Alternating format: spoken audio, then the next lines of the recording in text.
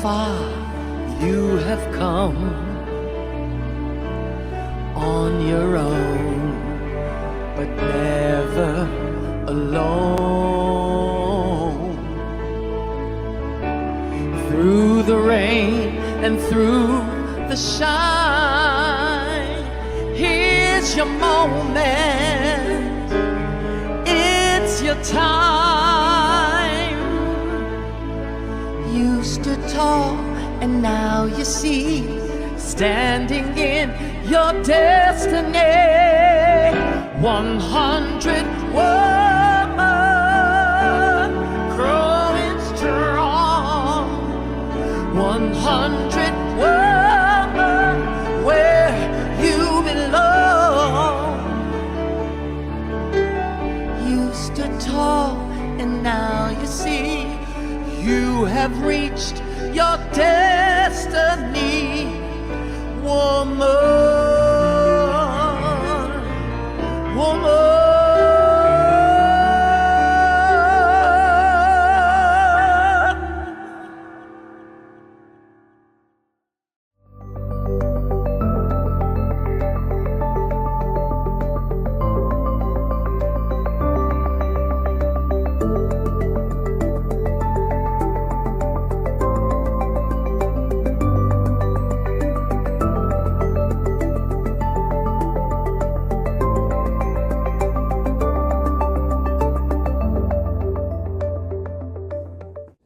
As people of African descent, we offer this land recognition in solidarity with the indigenous peoples of Turtle Island in the efforts and deliberate intentions toward decolonization. As people of African descent, we acknowledge the land of Turtle Island that sustains us, express deep gratitude to its indigenous peoples, and pledge to honor our dignity and divinity that ultimately connects us all. By Kay Johnson.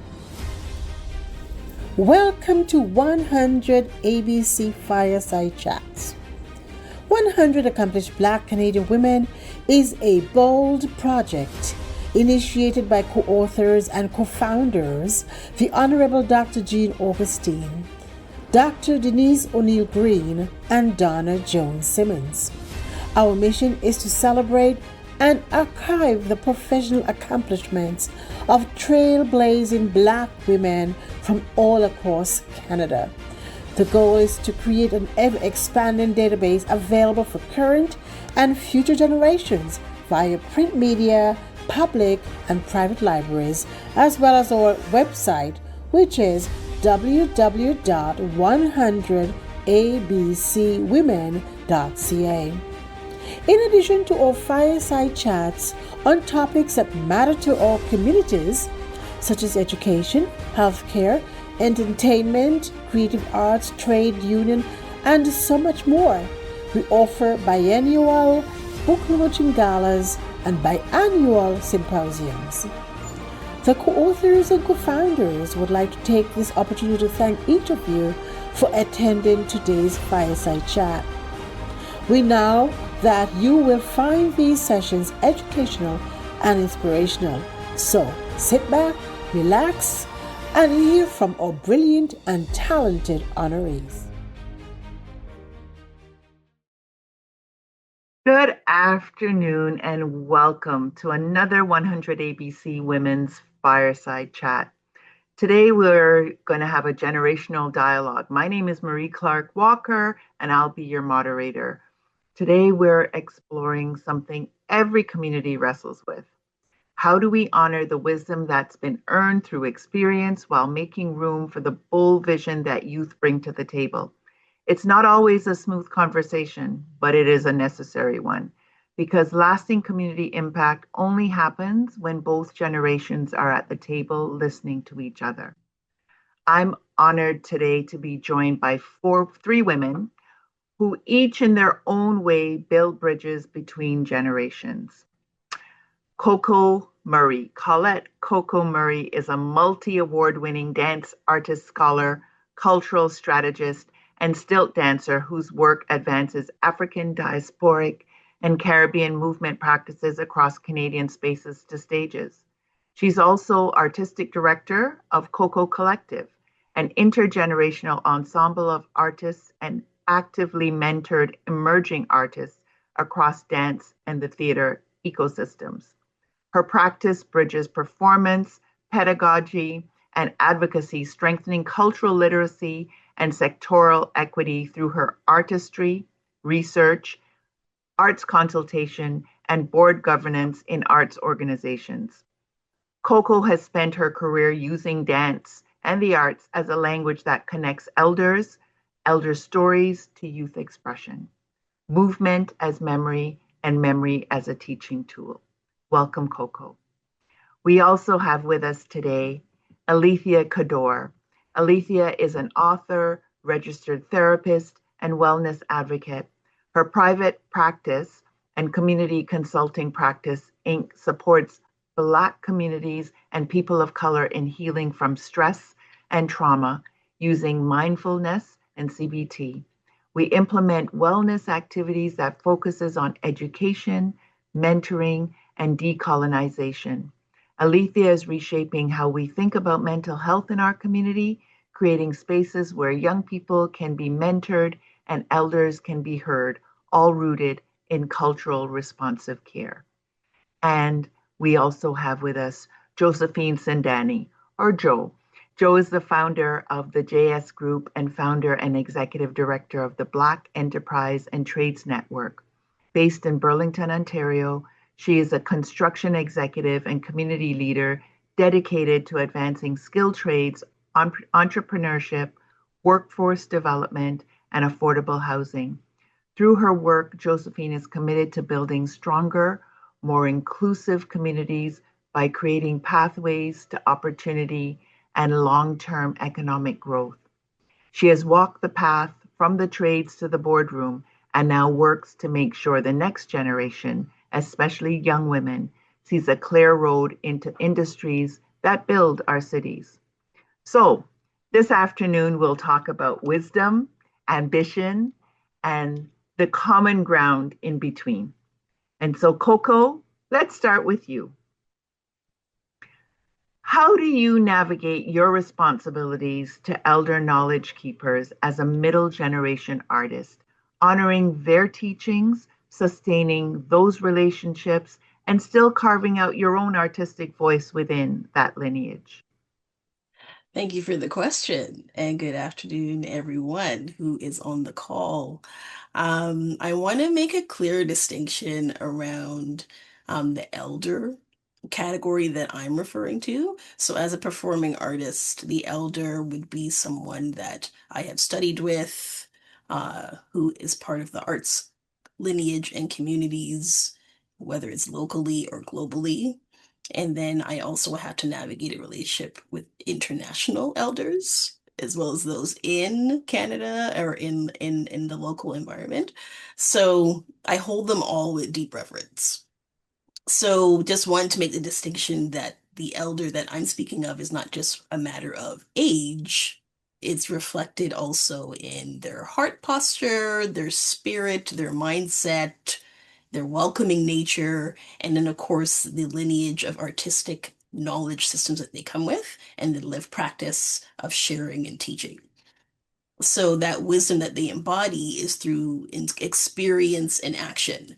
And how I honor that is I have to draw upon my relational skills, my social skills, my cultural competency skills, because they're from different ethnicities and different countries and backgrounds. So I have to understand the fullness of their lives and their contributions in the sector that I work in. So my approach is really grounded in learning and listening and responding. And if there's any discord, repairing. We have to also repair. So emotional intelligence on my end is very important in this process. And I value my relationship with them and create space for them to guide me and share their wisdom. But I also want them to walk alongside of me as a creative, because I'm contributing to the advancement of our collective responsibility in the arts and in the community. So at the same time, I also have to maintain strong boundaries as well. Um, and not allow anyone's fears or doubts or resistance to interfere with the creative or educational mission that I'm on as well. Mhm. So my voice, my artistic voice, is both as an individual, but also as part of a collective movement. And I look at my elders also as colleagues, and I seek to contribute to the knowledge building rather than see me as competition or overshadowing them in any way. Um, so I invite people to join with me in my work and to recognize that the cultural artistry together it's a movement that's going to strengthen our community rather than threaten it. And navigating relationships with elders requires care and discernment as well. So I would say with any human relationship, you will have some elders that may carry an attitude or maybe a behavior that may be stagnant. It may reflect some unresolved challenges that within themselves or what they have faced. But understanding that reality, I still have to move forward with intention and rely on my capacity to cultivate a village of intergenerational support and actively work to break any harmful generational patterns so that with this valued relationship, I could still have a difficult conversation with an elder if they made a misstep because we respect each other, right? So we don't want to be silent about any issues. We want to make sure that we can approach each other with honesty and accountability and care. So I invite elders to collaborate with me because I do work with elders and I acknowledge them as the repositories of knowledge that they have while I still carve out my career. And at the same time, this means that true intergenerational exchange will call for both honoring traditions and making space for growth, creativity, and new possibilities that will serve future generations. Thank you so much for that, Coco. Um, I'm noticing too that we may have another panelist on, and I'll get to her in a minute. But for now, let's go to Joe. Joe, what role do you believe elders play in preparing the next generation of leaders, entrepreneurs, and skilled trades professionals? And how can we better preserve and pass on that knowledge? Hi, everyone, first of all. um, I'm going to take it from a personal standpoint because I'm African. I was born in Sudan, and we were raised to believe that elders are the foundation of our community. They're storytellers, they're teachers, they're mentors. They come with so much wisdom, and that includes my mom. So their roles aren't just simply telling us where we've been, but it's to help us guide us towards where we want to go or where our future is going as a community. Um, at the end of the day, preparing the next generation starts with sharing knowledge. It means that passing our values like integrity, kindness, resilience, accountability, which is a huge thing that we don't learn as children now, compassion, and just servicing others and yourself, whether it's in business, entrepreneurship, the skilled trades. Young people need someone that believes in them.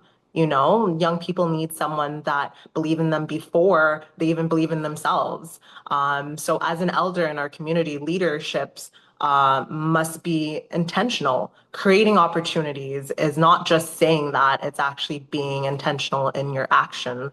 That means mentoring the young generation, opening up our networking because everyone wants to hoard it, creating internship, apprenticeship, volunteering, school support, youth-led businesses, and simply taking the time to just listen. Sometimes the greatest gift we can give anyone is just our time and just patience. So at the end of the day, coming from a skills trade background, we know there's a huge generational gap right now. There's over 700,000 skilled trade workers that are not going to be here and we are lacking. So the affordability in terms of housing, the affordability in terms of our day-to-day community engagement is being diminished. So what is the purpose of being in a community if we're not going to share the knowledge that we already have learned from previous generations? For me, our greatest legacy is not that we have to leave anything behind. It's who we are preparing it for. It's for my kids. They need to be ready to experience the world better than how I have experienced it. So that's who we're preparing it for. So I would add, every generation wants to see the next generation do better. So that's always our goal. And I think we are also in a period of time that was different from, let's say, my generation or my parents' generation, where we didn't see people that looked like us in particular fields or doing particular things. We're in a better position now where we see that, and when our young people see those things, it gives them that hope and that ability to actually not just dream, to know that they can achieve. And I think Correct. that's a huge difference. And yeah, did you want to add something, Josephine? I just wanted to say exactly what you just said there is that we just have to work together at the end of the day. Yeah, And talking about it as we are doing right now is intentional. We just need to follow through with more intention. correct. Coco, did you want to add anything to that, to Joe's comments? No, it was eloquently put. I also agree. Part of this dialogue is finding ways to work together, and we're starting to do that right here. So Mm-hmm. the 100%. conversations are very important, but also we have to walk the talk. Correct. So just to keep it going, you identify yourself as a middle generation artist. So as a middle generation artist working between youth and elders, how does this position influence the way that you mentor, femtor emerging dancers while also sustaining the relationships, teachings, and responsibilities that you hold with elder knowledge keepers? It's a delicate balancing act. So it's very important and it's a weighted responsibility. Um, because there is the expectations that the master teachers and the elders would have of me, but then there's also creation and innovation that I want to bring to the table. And then there's also the generations behind me that are looking at what I'm doing, but also they have their own ideas and innovations as well. So it's a very humbling position to be in, and it's an invisible position that people don't necessarily get to hear about. So, for me, I understand the pathways of what happened and what was carved out before me so that the elders that they confronted systems with little or to no resources and the Hmm. sacrifices that they made so that I could even be in the industry that I'm in right now with the opportunities that I have. So those lessons, that resilience and that experience of their journey, um, makes it very important that I understand my privilege and be intentional in how I'm investing in younger generations and advocating for them across the industry and institutions with arts council, arts funding councils everywhere, and mentoring artists as I can. And I do that because I'm trying to reduce the barriers to entry and like reduce that gap. And it's already happening. So we're breaking those generational chains and those institutional chains. And that's part of the act of the collective responsibility. So as the middle generation, I have I also have to do the work to protect that younger generations or those behind me from the challenges and the limitations and the hardships that I have faced. And at the same time, we are all trying to strive for to create stronger opportunities.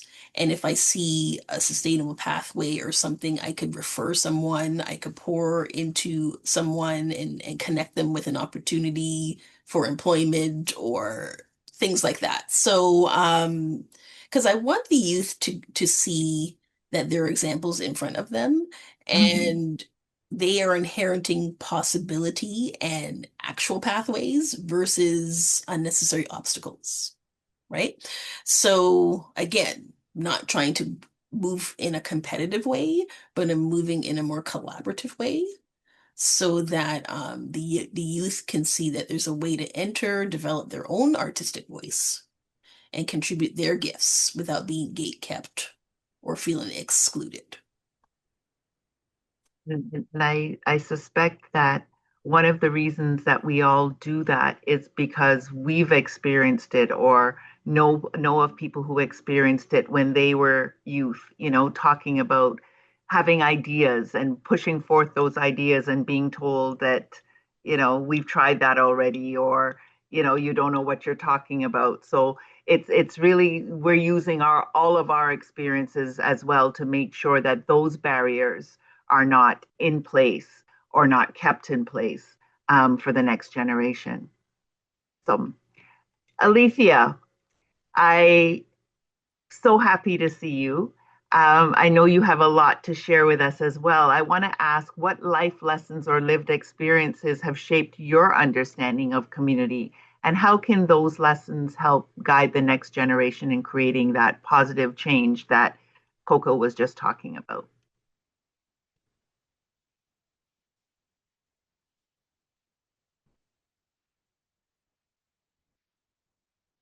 Hi, how are you? Good afternoon to everyone. Wow, that's just an amazing question in terms of what those life lessons were.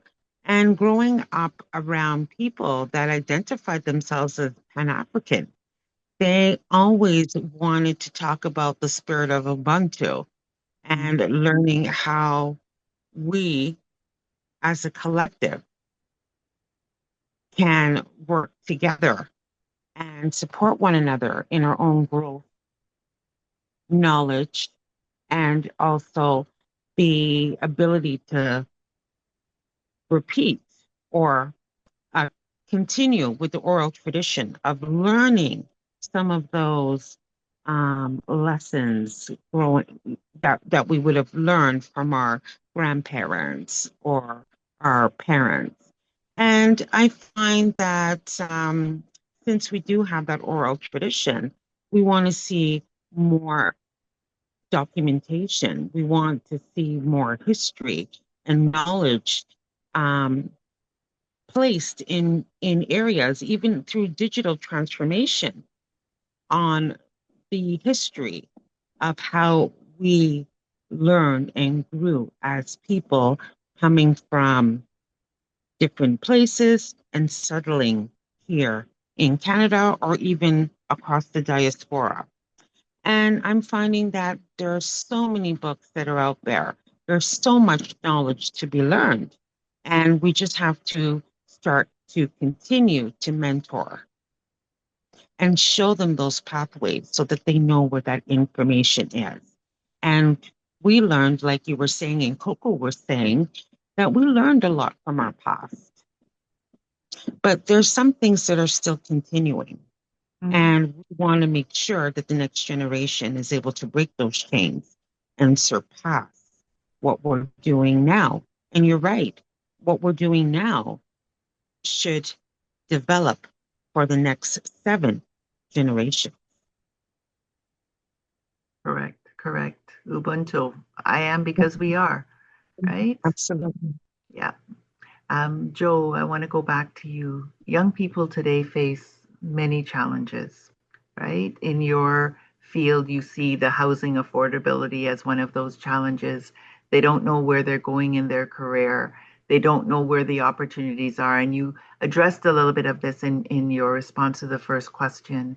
Um, their access to opportunity that's there. So, what can communities, businesses, and governments do to create a stronger future for Black youth in particular? We have to understand that we are one of the most talented generations out there. Um, Hmm. Coming from the last 25 years, technology has exponentially grown. Hmm. We are having access to information more so than any other generations before us. So the talent is there. We're still facing huge challenges Hmm. because we don't have experience. We don't have the interaction with businesses and organizations that allow us to use these amazing, talented youth in real life scenarios. Because getting education in terms of one thing and actually putting it to use on a day-to-day basis is completely different. I talk about this all the time when I'm at my conferences where I say building something new and fixing something that has already been broken or that has already been built requires two different approaches. So it's the same thing now. The good news is that no one organization can fix the problem. It requires, again, a community. It takes the governments, businesses, educational institutions, community organizers like ourselves, families, and mentors working together. It's Hmm. a linear way of solving an issue that requires us to work as a community. The basis of what we are as Africans in general is community. So why aren't we putting that Hmm. in our everyday life? Why aren't we using that to our advantage to make things easier for the next generation, like we're talking about? Businesses can create meaningful internships, but it requires government support. Apprenticeships can be found within weeks or days, but it Hmm. requires businesses to have them open. Like it's just one hierarchy on top of another. So community organizations can continue to connect with young people with the resources, networking, and leadership opportunity.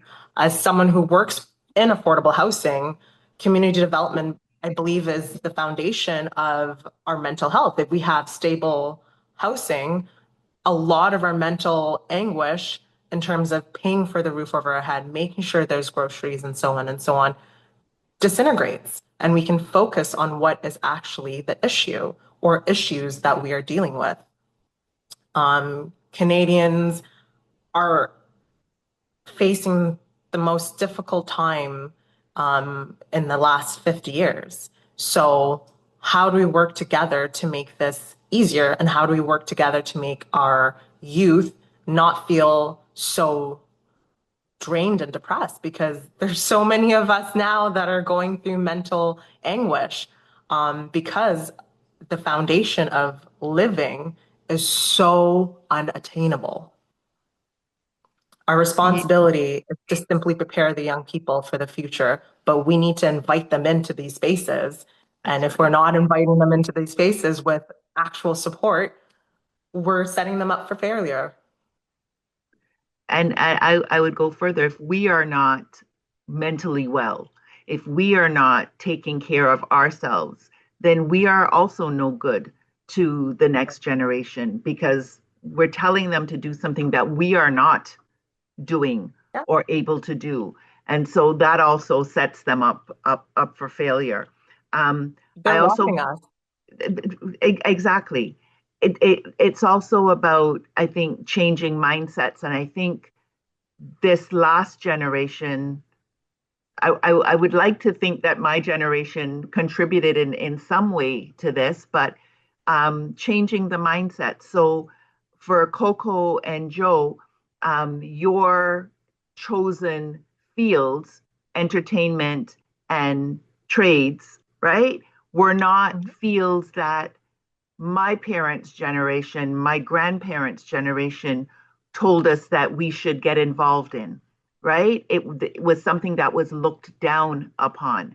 And I would hope that we are now at a stage where we can say to the next generation, the youth that are out there, not true.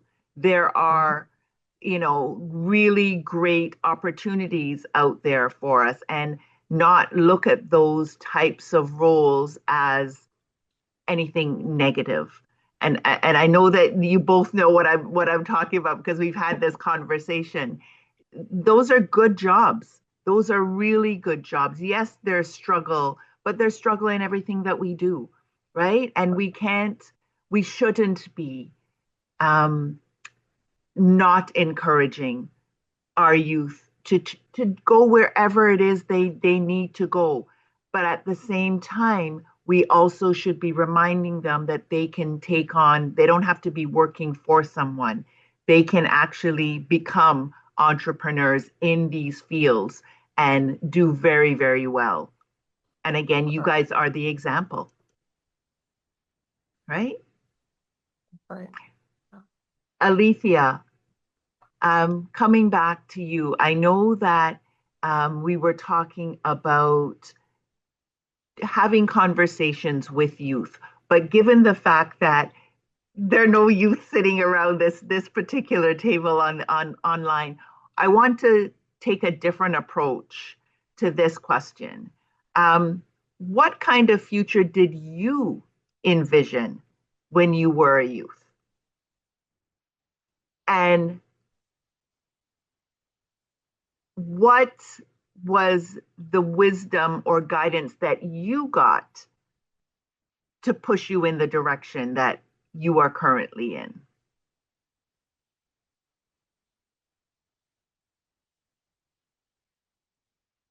Great. Oh, these questions are amazing. Uh, if I can answer, I am in the field of social services. So it's mostly psychology, or we'll have social workers, psychiatrists, psychologists, and working on a team. And I've been fortunate to have mentors that looked like me. And I find in some of the spaces that I had while I was interning as a student, there was always one person that I could connect with and identify with that came from a Caribbean background, or they understood the pathways of immigrating to this country and some of the hardships that they faced in terms of settlement, job employment, education, retraining. And I get most of the people that were migrating around that time, we would say in the early 90s when I was just wrapping up school and college, it was just about having those dreams of, doing something new, listening to what happened in your community. And there was always concerns, and saying that when you get there, no matter what age it's going to be, you have to involve yourself in activities that helps rise, the profile of our community.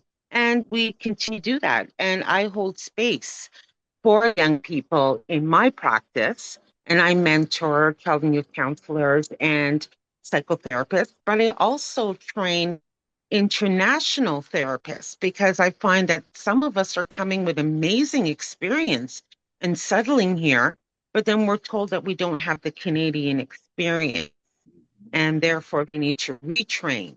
When in fact, Black people as a diaspora are facing the same concerns across the Eastern Caribbean and anywhere that we're settling as a group. So we're coming with concerns that it's not only from a third world, but it's a first world concern that's affecting the diaspora. And families different now that they did many years ago. Some of us are in blended families, intergenerational families, and same-sex families. And some of the traditions and cultures may not always fit that definition in families. So people will redefine what that looks like for them and what they hold space for. But I also want to add to Josephine that I'm also looking at holding two spaces on my for youth, be part of my youth advisory committee. And I find that that's also important that we get youth on board as decision makers. Thanks, Alethea. I want to just dive into that a little bit more. Um, the issues that youth had when we were growing up were different than what youth has now. And even though they have you know, they see themselves reflected in a number of professions. They see themselves reflected in the education system and all of those systems.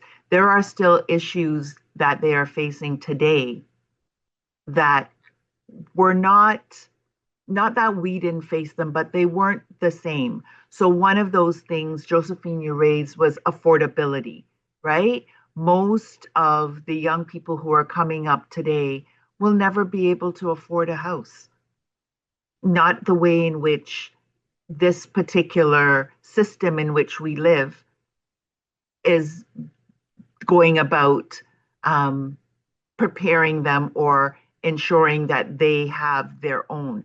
So there are a number of issues that youth are facing today that they didn't have to face on top of the racism, et cetera, right?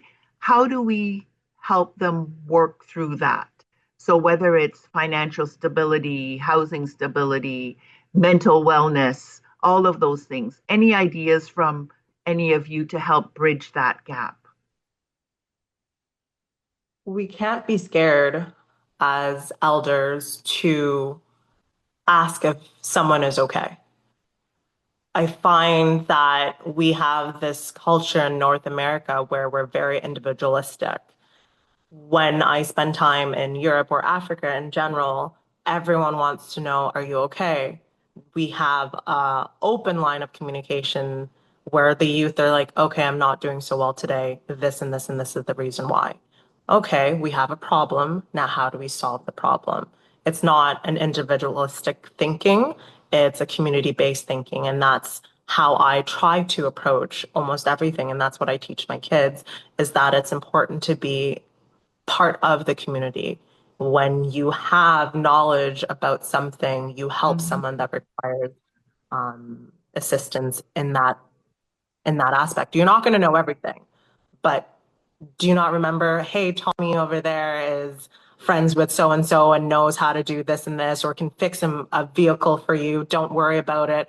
And it was just bartering and trading. It was Mhm. teaching, informing, providing knowledge. The young kids coming around, just watching them fix stuff and then gaining that information. We no longer do that. We are, like I said, very, very individualistic. And we need to just come back to basics. We need to go back to what made the world such a great place. And the world was and is a great place because we have community.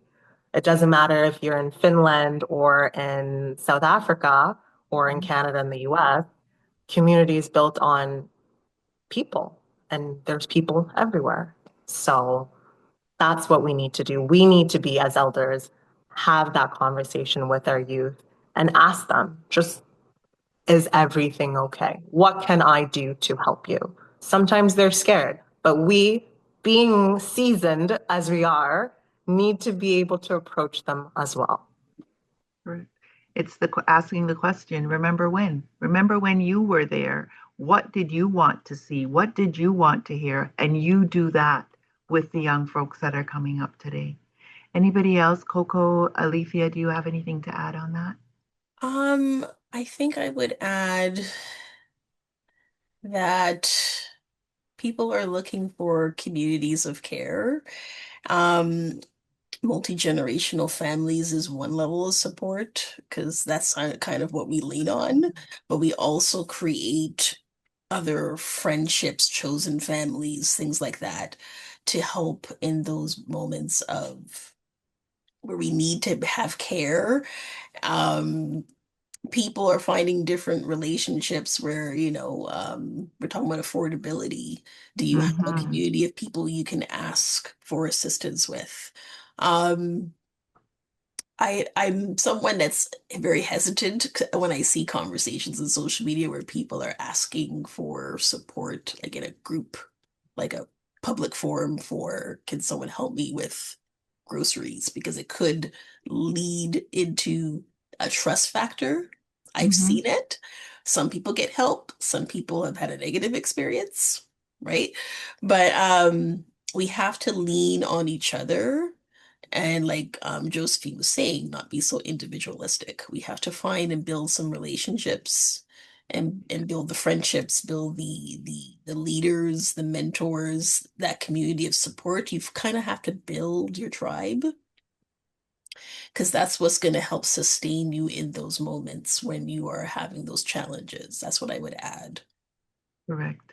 I see one issue that we all dealt with differently, specifically the financial piece.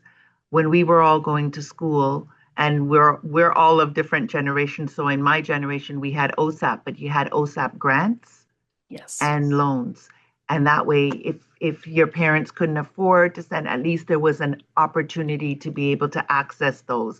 Then they took the grants away and we only had loans. So you ended up with a generation that owes, a whole lot of money before they even get started. And now we're at the point, for those who are not from Ontario that are listening in, where OSAP, which is our Ontario student loan, is now being pushed out again. So I worry about this next generation in terms of how they're going to be able to afford the education, the official education that's going to be needed to do all of these things, and who do they rely on? What could you tell them in terms of how to navigate that difficulty that was not a difficulty that we had in our generations? Very good question. Because as an individual that works in education, higher education, and in academia, I would say I know a plethora of people who may not have formal education, but they have become entrepreneurs and artists, and Mm-hmm. they have taken their critical thinking, their community organizing, and they found ways to be creative with it and build programming and different opportunities that they also applied for grants and have and be able to engage in some of the workshops from the arts councils, etc. So they're finding ways to organize in community, develop their voice, and start to figure out ways to build a career around that and get Mm-hmm. actual wages from that. So it takes that also takes careful mentorship and how to do that. So that's a possibility. But because we're reverting back to a debt structure versus a grant Mm-hmm. structure, it means that the gap of students being able to access individuals' donations or scholarships may not have the familiar financial help. People will have to get jobs, but then jobs means that it may take students a little bit longer to enter into higher ed because they have to work and save. And then, of course, their grade point average is going to play a role as well, because there is access to awards and scholarships, but it's a meritocracy and how you access those things once you arrive to university. So Mm-hmm. that's a whole nother panel. But what I would say is it's going to take maybe from our community with this debt structure that the government is introducing, it may create mature or part-time student status. And then they try to arrive to college and university using that status versus arriving full time. It just shifts when they can enter again. Yeah, it's to me, it's taking a number of steps backwards. Josephine, did you have something to add on that particular point? Yes, I do. When we spoke about earlier about how we have such amazing, talented youth, this is why a lot of the youth are going to countries like Argentina, Germany, Denmark, because they're offering free tuition for higher education. They understand the importance of how education changes and shapes the future of the next generation. Mm-hmm. We need to do the same. We need to follow in the same suit because we only have 46 million people. We have a vast amount of land, one of the largest in the world. Yet we're not able to maintain some of the most intelligent minds of our next generation because of something like OSAP. Again, it doesn't compute to me. Yeah. We Yeah. talk about how amazing Canada is in a whole, but there's so much more that we can do to progress the future of our next generation. So this is where we as elders say, okay, well, if Canada is not the place for you, there's opportunities everywhere. That's right. And they're not going to come back to Canada. That's the issues because they were provided an opportunity, especially as a Black person in another country, to facilitate the growth in your secondary education for free. I'm sorry, but I'll take it. Yeah. And I think that, staring them in, I'm not advocating that we steer them to other countries. However, if the opportunity is there, the continent is offering all kinds of scholarships and bursaries for our kids. The Caribbean is offering welcome home situations, right? And so those are things that as a community, we're going to have to start looking at and talking to our young people about.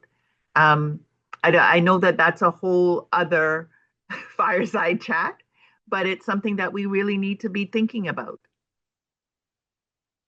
Um, a little bit off that note, back to Coco.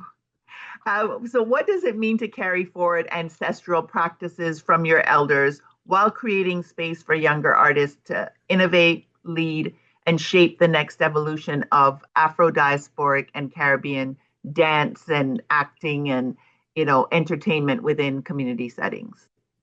It's a huge responsibility. Um, but it is attainable.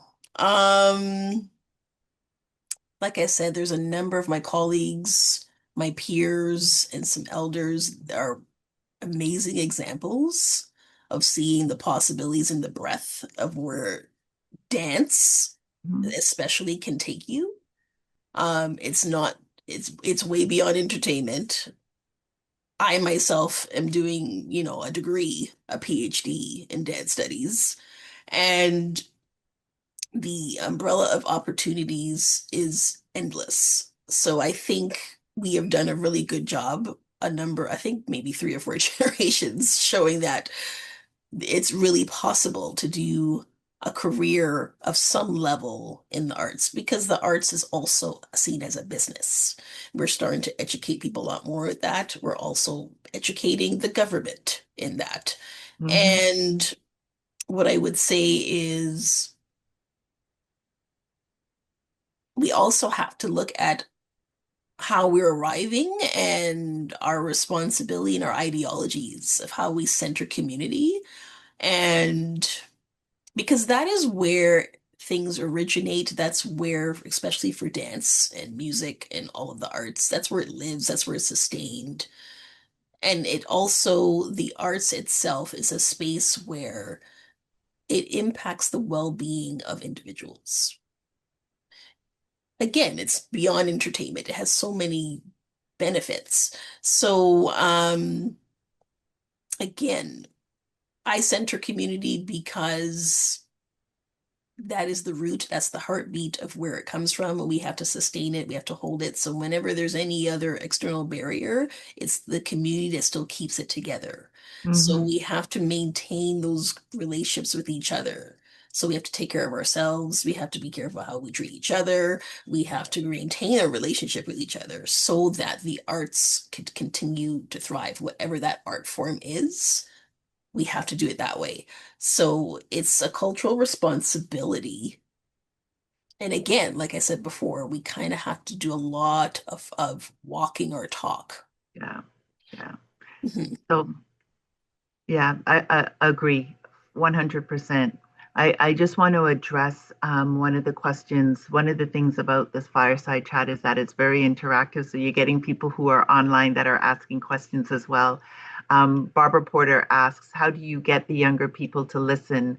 Remember, we're old and we don't know anything. I wouldn't say that we're old and we don't know anything, but I would answer start from where they are, go to where they are, start from whatever level they're at, and I guarantee you they will listen. Um, and I'll ask when I'm asking this next question for the panelists to expand on that thought as well. And this is a question for all of you. So if you could leave the next generation with one piece of advice about building a meaningful career, a strong community, and a lasting legacy, what would that piece of advice be? And I'm going to start with Josephine. Build with purpose. Success for me, especially, isn't measured by only my salary, my title, or the business. It's measured by the lives that I impact directly and indirectly. The opportunity to create and the difference you make in your community is something that someone can take for years and years and years. And I'll give a little example. When I was a personal trainer at Good Life Fitness many, many moons ago, when I was a kin student, I met someone in the hallway and I asked them, "Are you okay?" We had a conversation for about 5 minutes. Later, I met them at an event in Toronto for TIFF, and the person told me that he was about to kill himself because he just felt so alone during his day to day. And I noticed something off, and I was like, "Hey, let me just have a conversation with him." And that was it, a simple conversation. You never stop learning from people that you interact with, and you never stop affecting people, whether it's good, positive, or negatively, with your interactions. You just want to be more positive in your interactions on your day-to-day basis. Never stop learning, never be afraid to ask questions, and most importantly, don't let your mistakes define you, because I have made a poop ton of mistakes. It will We all teach have. you. We all have, and it will teach you something so amazing about yourself, is that you're resilient, you're capable, and every setback that you go through is an opportunity to grow. But again, just protect yourself, protect your energy, and provide that information to the next generation, like we're doing here in this conversation. At the end of the day, do not wait for permission to become who you are. Mhm. You are who you are. Learn, build, serve, bring others around you. Just be you. Thank you, Joe. Alethea, same question. And you can throw in what can we learn as elders from the next generation?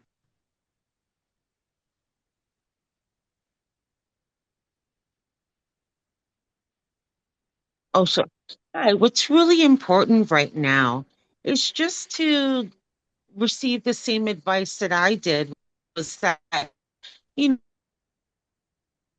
once you're on the same focus and you're doing things with intention, those people usually gravitate towards you. And I was always told just to stay the course and just to have some patience, because those things will come in time when you learn and you continue to be mentored in the spaces that actually have impact. Join some clubs, join some organizations that support the development of young minds, and create those spaces so that you can have your say. Self-expression is also part of our creativity. So I always want to make sure that I have feedback, or I have a questionnaire periodically, and I ask people, what 3 things, what can I start doing? What can I stop doing? What can I continue to do? And I've received a lot of feedback and response when I include people. So always make sure that we reserve spaces for them so that they can learn beside you, and then also integrate their ideas.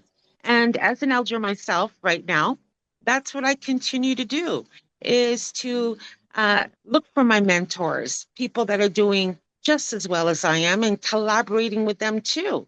And I find that the more that I collaborate with people that also have a platform that reserves space for young people, that it grows. And then our knowledge is already cemented because we created that space for them. They exchange the knowledge, and then from that knowledge, they're able to do great things. So keep encouraging those spaces for them to grow. Thanks, Alethea. Over to you, Coco. I would add that we all want to be valued just as youth would like to be valued. So the and listening and understanding where they're at, but also giving suggestions on places where they can make other connections as well to feed their curiosities. Um, I think to get youth to listen to us, regardless of how older we are, Mhm. I would say it really requires not speaking at them, speaking to them, and a lot of listening. And when you offer any suggestions, we have to also handle it with care because I'm in a profession where there's a lot of criticism. So I understand and I have the wherewithal to understand how to manage that within me.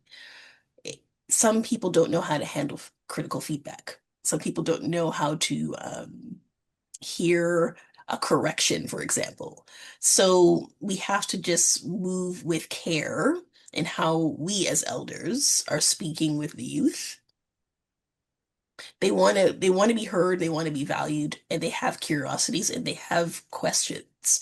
We have to just be very careful in how we're guiding them and how Yeah, we're speaking to them and how we're speaking to each other as as elders too. So I'll leave that there. yeah. That last one is a really good one. How we speak to each other because they're, as Joe said earlier, they're watching. They're watching and they're listening. Let me open it up for any last comments that any of you would like to make before we close out this particular session of Fireside Chat. Anyone have Um, anything to I add? think what I would add is because normally when we have these types of dialogues, people would just think of just elder and youth. And the reason why I came in was to say, don't forget the middle. Mid. Don't forget us in the middle. Because we're part of that conversation too. And some of us are doing some things to kind of bridge the gaps between both.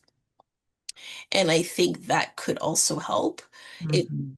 We could be a model, I would say, of how to interact with the elders so that the youth could see an example and say, okay, it's not a distant reality. It's something that I could nurture throughout my lifetime. Because I find there's such value for me having that relationship, not only with peers and colleagues who are around the same age as me, but the relationships I have and the friendships I have with elders. Yeah. I think that's very important. And then also reaching back and building a rapport and a relationship with younger people as well. So they can call me at any time, my mentees, and talk to me about something that's going on in their life right now. And they know I'm open to receiving that. So I think it's important to just keep those channels open. Thanks, Coco. Joe? I just want to say, Coco, that's amazing. Just providing access and yourself, it's extremely selfless, especially being in that middle ground where we do tend to forget. So I love everything that you're doing and to continue on doing it because you are definitely not recognized enough. Hmm. Thank you. I would agree. Alethea, do you have anything to add? I think everything been said. I just wanted to continue making sure that we reserve those spaces on boards, the advisory boards, committees, Hmm. and reserve that time just to adopt a high school or an elementary school, like they do in the Caribbean for people from the diaspora, and come back and they mentor and they support their community. So, the people are still out there. The elders are out there to tap into knowledge. That's how we grow. Thank you.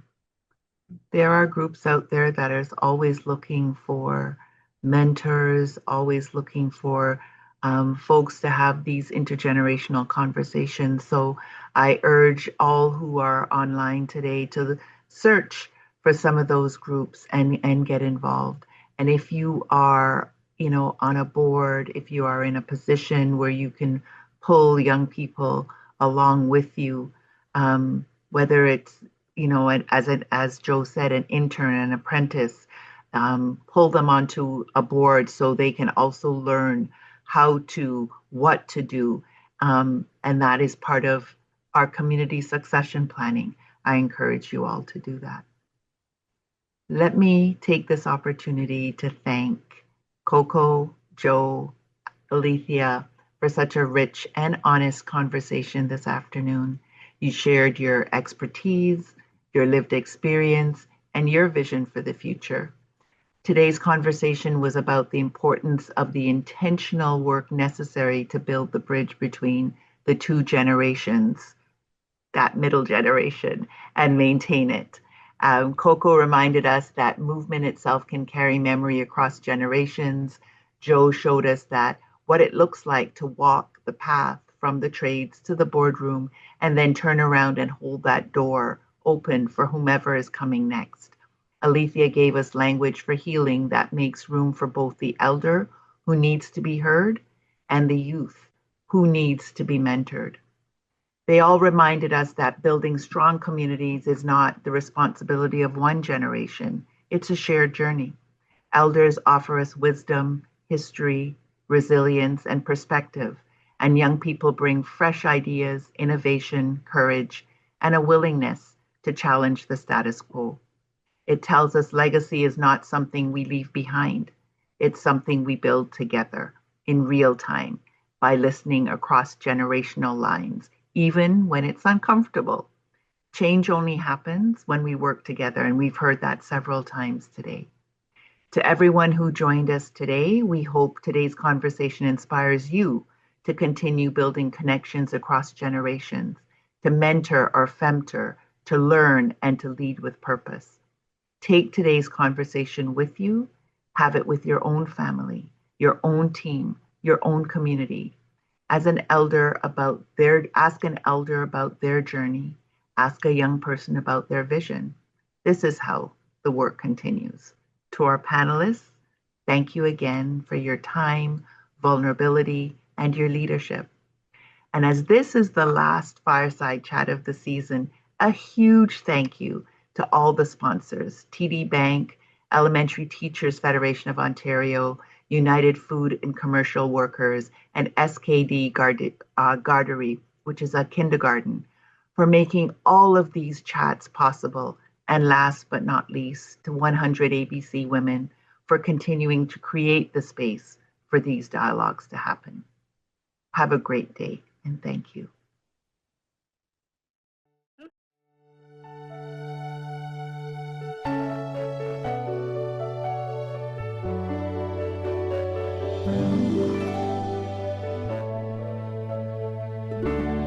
Look how far you have come on your own, but never alone. Through the rain and through the shine, here's your moment. It's your time.